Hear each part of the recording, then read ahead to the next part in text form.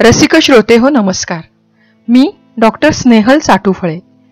उंची, पहाट, सहज, साधं, सुंदर, बहर या ललित लेखसंग्रहांनंतर ज्ञानेश्वरीतील आहार योग हे पुस्तक आपल्यासमोर सादर करताना मनापासून आनंद होतो आहे.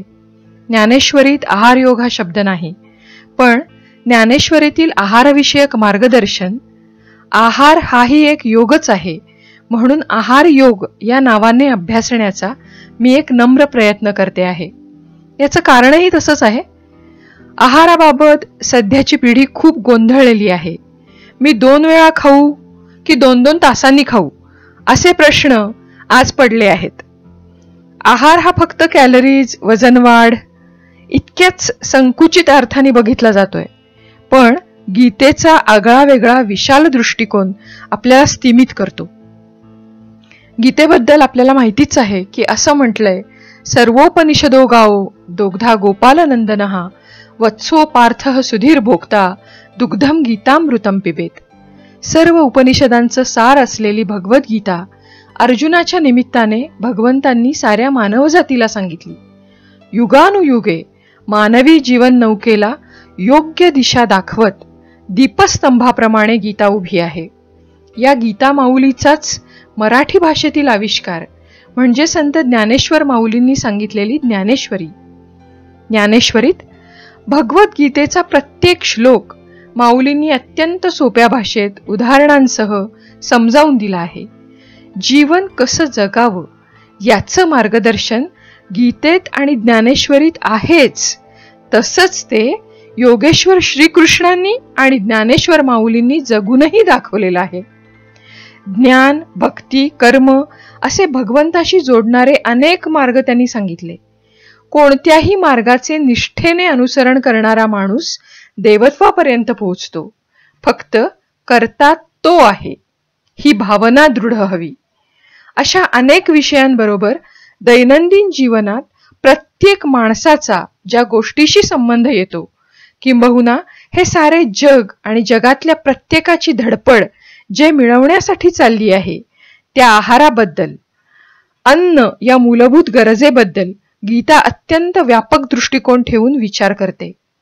आज आहार या विषयाबद्दल अनेक मतप्रवाह असले तरी हजारो वर्षांपूर्वी या विषयावरचं सखोल संशोधन काय झालं होतं याबद्दल उत्सुकता वाटते, आणि उपनिषदकारांनी हे संशोधन लिखित स्वरूपात आपल्या समोर मांडलेलं आहे. ही त्यांची पुढील पिढ्यांवर केलेली कृपाच आहे. अन्न शरीराचं पोषण कशा प्रकारे करतं, अन्नामुळे मन कसं घडतं याचं वर्णन उपनिषदात सापडतं. तर मनावर घडणाऱ्या परिणामांकडे पाहून गीता अन्नाचे सात्विक आहार, राजस आहार आणि तामस आहार असे वर्गीकरण करते. गीतेचा मनावर होणाऱ्या परिणामांचा अभ्यास करणं ही मानवी संस्कृतीला दिलेली महान देणगी आहे. अन्नाचा संबंध फक्त शरीर पोषणापुरता नाही, तर या स्थूल परिणामांच्या पलीकडे जाऊन अन्नाचा मनाशी, स्वभावाशी असलेला संबंध अभ्यासण्याचं महान कार्य उपनिषदांनी आणि त्याचं सार असलेल्या भगवद्गीतेने केलेलं आहे. अन्नात शरीर, मन आणि बुद्धी घडवण्याची अद्भुत शक्ती आहे. ती शक्ती जर विधायक रीतीने वापरली तर माणूस देवत्वापर्यंत जाऊ शकतो. कारण आहार हा भोग नाही, तर योग आहे. योग म्हणजे जोडणं. आहार योग्य प्रकारे घेऊन माणूस स्वतःला देवाशी जोडू शकतो, दैवी गुण प्राप्त करू शकतो. कारण योग्य आहार हा सत्व गुणवृद्धीचे आणि अंतिमतः मोक्षाचे साधन आहे. कधीही खा, कुठेही खा, काहीही खा इतकं सोपं अन्न ग्रहण करणं नाही, तर प्रत्येक घास तोंडात घालताना ही शरीरात वास करणाऱ्या अग्निरूपी परमेश्वराला दिलेली आहुती आहे, अशी भावना असणं अभिप्रेत आहे. अन्न या घटकाबद्दल गीतेचा दृष्टिकोन व्यापक अशा अर्थाने आहे की सृष्टी, समाज आणि कुटुंब या सर्व पातळ्यांवर ती अन्नब्रह्माचा विचार करते.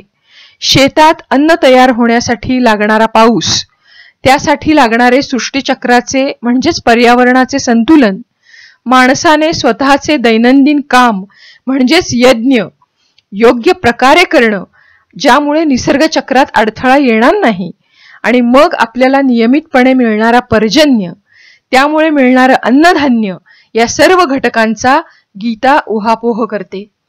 माणूस म्हणून अन्न निर्मितीत आपली काय जबाबदारी आहे हे स्पष्टपणे गीतेने सांगितले आहे. याशिवाय तयार झालेले धान्य मी माझ्या कष्टाने कमवून घरी आणले तरी त्यात सृष्टीचा, समाजाचा आणि कुटुंबातील घटकांचा वाटा आहे, तो देऊन उरलेले मी वापरावे इतकी मनाची विशालता आणि कृतज्ञता बुद्धी विकसित करायला गीता सांगते आहे. योगः आत्मविशुद्धये या गीतेच्या योगाच्या हेतूकडे पाहिले तर योग हा अंतर्बाह्य शुद्धी करणारा, शरीर आणि मन या दोन्ही पातळ्यांवर मलिनता नष्ट करून पावित्र्य प्रदान करणारा आहे. त्या दृष्टीने योग्य आहार हा योग आहे. कारण सुदृढ शरीर आणि खंबीर मन तयार करणारा आरोग्याचा राजमार्ग हा अन्नातून जातो. योगेश्वराचं तत्वज्ञान माऊलींच्या ज्ञानेश्वरीत विस्तारपूर्वक समजावून सांगितलेलं आहे. ते अभ्यासण्याचा माझ्या अल्पबुद्धीने केलेला हा एक नम्र प्रयत्न आहे. सातारा येथील संतनगरीत दर महिन्याच्या शेवटी होणारी ज्ञानेश्वरी आणि आदरणीय पेठेकाकांची त्यावरील अभ्यासपूर्ण निरूपणे हे ऐकून ज्ञानेश्वरीच्या वाचनाची आणि अभ्यासाची गोडी निर्माण झाली. त्यांच्याच मार्गदर्शनाने अभ्यासाची प्रेरणा मिळाली आणि ज्ञानेश्वरीतील आहार योग हे पुस्तक आता आकाराला येत आहे. आदरणीय काकांचे आणि काकूंचे ऋण शब्दात मानणे अशक्य आहे, पण तरीही त्यांच्या चरणी मी फक्त नतमस्तक होण्याचा प्रयत्न करते. योगेश्वर श्रीकृष्ण, श्री ज्ञानेश्वर माऊली आणि अखिल जगताचं पोषण करणारी अन्नपूर्णा माता यांच्या चरणी ही अन्नसेवा सादर अर्पण आहे. याशिवाय अन्न या घटकाशी सतत निगडीत असणारा शेतात राबणारा कृषीवल, तसेच घरात सतत अन्न निर्माण करणारी गृहिणी यांनाही ही सेवा अर्पण आहे. आणि आपल्या निस्वार्थ बुद्धीने अज्ञान नष्ट करून ज्ञानरूपी अन्नदान सतत करत असणाऱ्या पेठेकाकांना माझा नमस्कार आहे. श्रीकृष्णार्पणमस्तु.